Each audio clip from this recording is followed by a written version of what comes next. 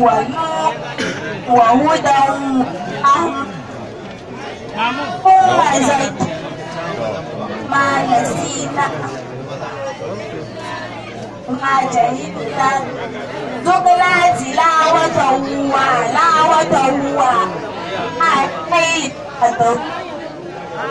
واجعل لنا يا رب العالمين.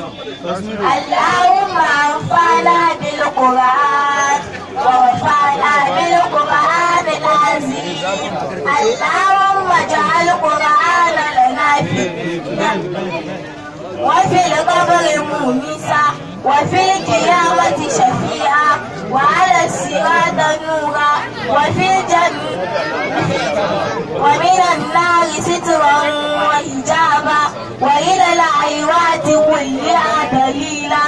اللهم آتنا بهداية القرآن وأكرمنا بكرامة القرآن وشرفنا بشرافة القرآن ورفعنا برفعة القرآن ونجنا من النار بحرمة القرآن ويسر علينا أمورنا أمور الدنيا والآخرة بالقرآن الكريم وأحسن مقاصدنا واقض جميع حاجتنا بالقرآن العظيم واشف جميع أسقامنا بحرمة القرآن وتمم أعمالنا ببركة كلامك القديم وأعن علينا سكرات الموت بجاه القرآن الكريم وصلى سيدنا محمد وعلى آل سيدنا محمد وسلم.